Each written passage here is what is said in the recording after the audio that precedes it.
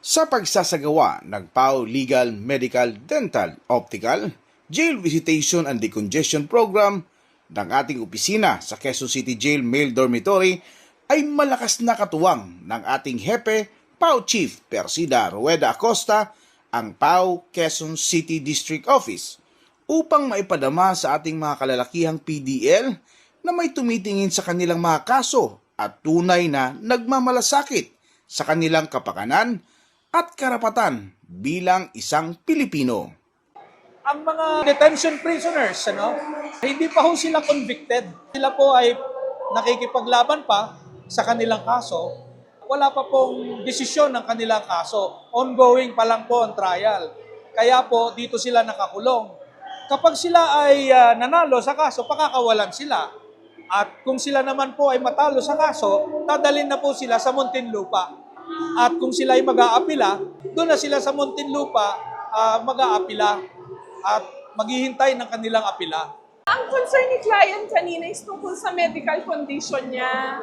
Sabi niya, meron siyang heart condition. Sabi ko naman, i-refer natin siya doon sa medical dito sa jail facility para ma-examine siya kung hindi kaya ng jail facility yung kanyang kondisyon, ay hihingi tayo ng pahintulot mula sa korte para madala siya sa labas o sa ibang sa ospital para mabigyan siya ng medical attention kung kinakailangan base sa report ng medical staff dito sa jail facility.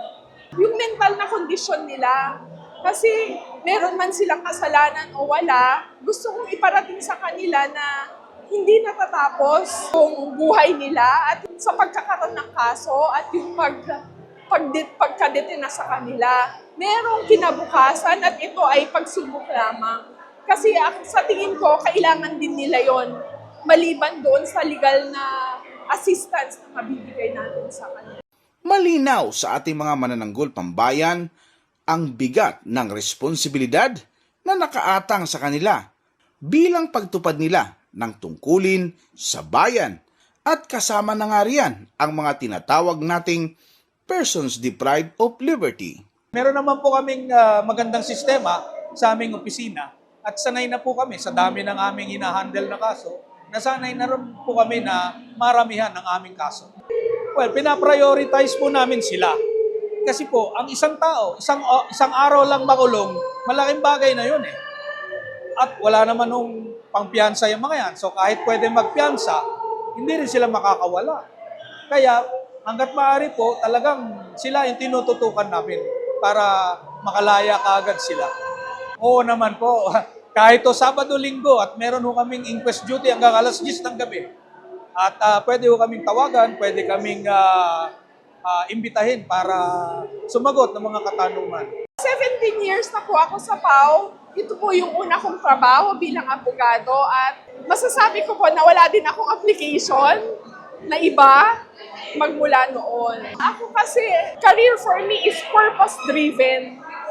So, ibig sabihin, kung ang layunin ng Panginoon para sa akin ay magsilbi sa PAO at ako ay division head sa Quezon City District Office at masasabi ko na yung layunin na tinanim ni Lord sa puso ko ay yung gabayan, yung mga bagong abogado at mayroon akong fulfillment mula doon.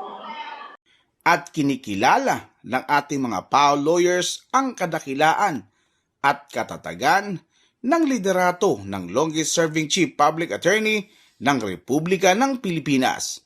Hindi lang sa pagtataguyod ng hustisya sa mga nangangailangan, pagtataguyod ng mabuting advokasya para sa inang bayan, kundi maging sa kanyang pananampalataya sa Panginoong Diyos.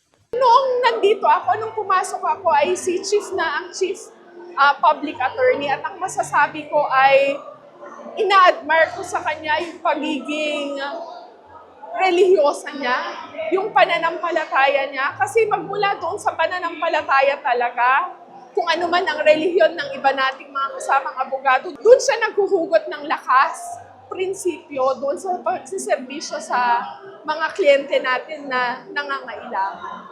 Pinasasalamatan ko po ang ating Chief ng Public Attorney. Isa siyang magandang ehemplo para sa aming lahat.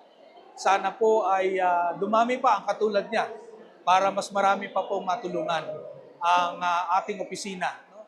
At para naman no, sa aming mga kliyente, lumapit lang po kayo sa amin. Handa po kaming tumulong sa inyo kung ano man ang abot ang naming makakaya. Para sa #Pala News, ako si Gerald Ranyes, Persida Acosta, tagapagtanggol ng masa, katarungan laban sa kahirapan.